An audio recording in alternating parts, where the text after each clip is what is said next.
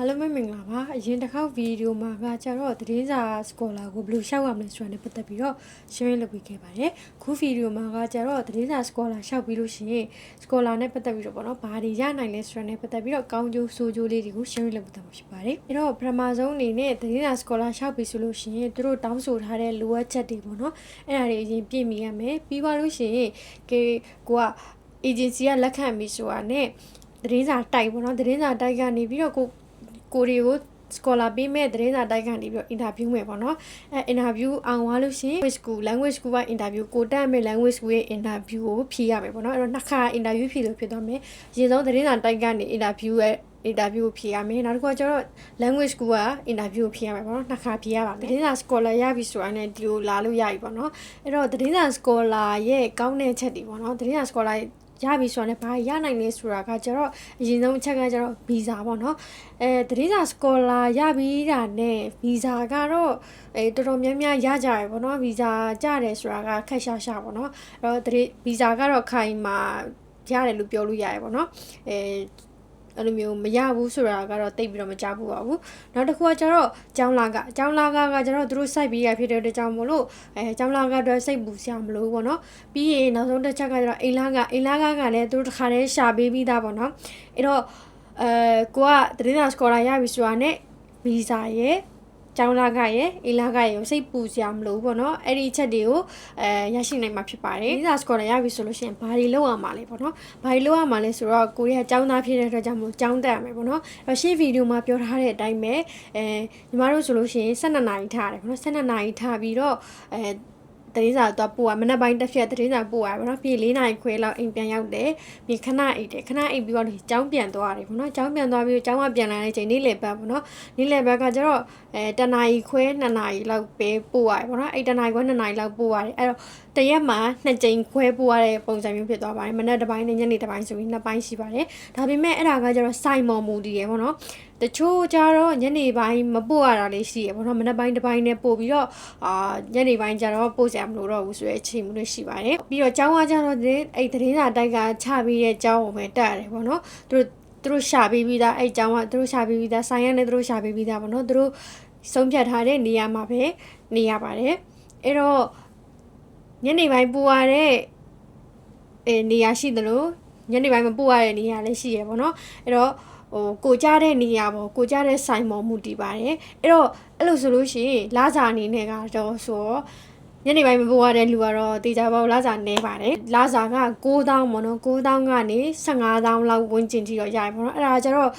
နေရာပေါ်မူတည်သွားဆိုတော့အဲ့နေရာနဲ့ဒေတာနဲ့လိုက်ပြီးတော့ကုန်စည်နှုန်းတွေကွာပါတယ်ကုန်စည်နှုန်းပေါ်မူတည်ပြီးတော့အဲ့နိုင်လာစာတွေပေးတာဖြစ်တဲ့ကြောင့်မလို့လာစာကွာသွားနိုင်ပါတယ်ကိုကတစ်ချိန်လုံးရတယ်နေ့လယ်ပိုင်းလည်းလုံးရတယ်မနက်ပိုင်းလည်းလုံးရတယ်ဆိုပေမဲ့လည်းအဲ့ဒီကိုကြတဲ့နေရာပေါ်မူတည်ပြီးတော့ကုန်စည်နှုန်းပေါ်မူတည်ပြီးတော့လာစာပေးတာဖြစ်တဲ့ကြောင့်မလို့အနေငယ်တော့ကွာခြားမှုရှိနိုင်တယ်ပေါ့နော်အဲ့တော့အားလုံးကပေါ့နော်လာစာရောကြောင်းရေ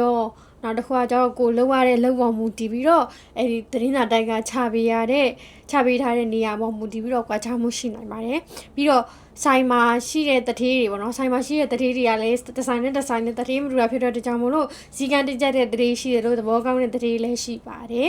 ်အဲ့ဒါကတော့ကိုယ့်ပေါ်မူတည်ရပေါ့နော်သူတို့ကံပဲပေါ့နော်အဲ့ဒါတော့သူတို့ချပေးတဲ့နေရာမှာနေရတာဖြစ်တဲ့အတွက်ကြောင့်မလို့ကိုကတော့ရွေးလို့မရပါဘူးသူတို့ပြီးတဲ့နေရာမှာပဲနေရပါတယ်ပြီးတော့နောက်တစ်ခုကကျတော့အဲ့သတင်းစာစကောနာနဲ့လာတယ်ဆိုလို့ရှိရင်အိမ်ကိုပြန်ပို့နိုင်လားပေါ့နော်အဲ့ဒါကကျတော့ဥမာကိုကညနေပိုင်းမလောက်ရတဲ့ဆိုင်ရောက်သွားရဆိုလို့ရှိရင်အနည်းဆုံး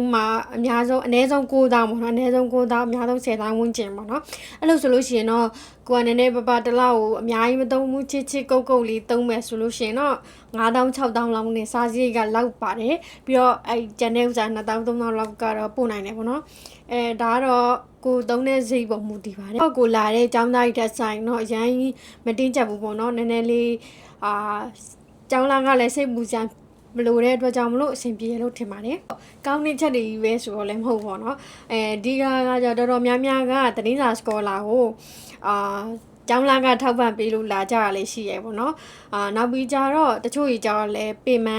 န်းတာတိလို့မလာတာမျိုးသတင်းစာစကောလာနဲ့မလာတာမျိုးလည်းရှိပါတယ်အဲ့တော့ဘာတွေပင်မန်းတာလဲဆိုတော့အရင်ဆုံးပေါ့နော်အေးရေးဖြတ်တယ်ပေါ့နော်အေးရေးဖြတ်တယ်ဆိုတာက ကိုက7နှစ်ခွဲညတကောင်ညင်ထားရတာဖြစ်တဲ့အတွက်ကြောင့်မလို့အရင်ဆုံး9နာရီ10နာရီလောက်အိပ်ပြီးတော့မှ12နာရီလောက်ပြန်ထားရတယ်ပေါ့နော်အဲ့တော့ဂျားထဲမှာ9နာရီအိပ်တယ်ဆိုရင်တော့မှ9နာရီလောက်ပဲအိပ်ချိန်ဖြစ်တဲ့အတွက်ကြောင့်မလို့အဲ့မှာ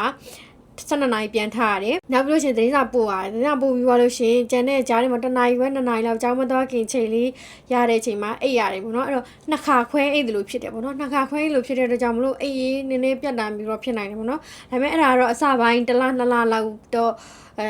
အေးပြတ်တာတွေပါခံစားရတယ်ပေါ့နော်အဲ့ဒါကကျတော့ကြာသွားလို့ရှိရင်တော့နည်းနည်းဒီသားကျသွားမှာပါ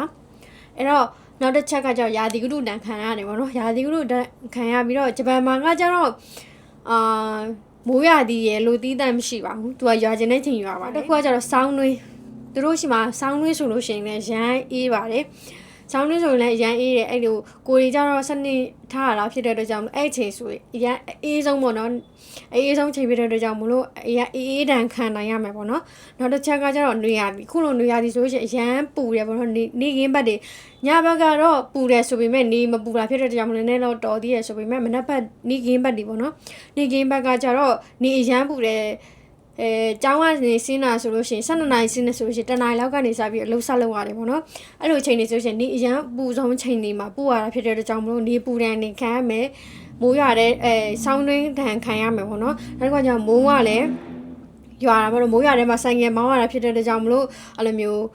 နည်းနည်းကျမ်းမာရေးကောင်းရမယ်ပုံစံမျိုးပေါ့နော်ကျမ်းမာရေးကောင်းတဲ့လူဆိုလို့ရှိရင်တော့သတင်းစာစကောလာကိုရှောက်ဖို့အကြံပြုပါတယ်သူတို့ကလည်းမေးရပေါ့နော်ကျမ်းမာရေးကောင်းလားဒါမှမဟုတ်စေယုံမှာကြီးကြီးမားမားယောဂနဲ့စေယုံတက်ဖူးလားဆိုတာကိုမေးပါတယ်အဲ့ဒါတွေမရှိဘူးဆိုလို့ရှိရင်တော့သတင်းစာစကောလာကောင်းတယ်လို့ထင်ပါတယ်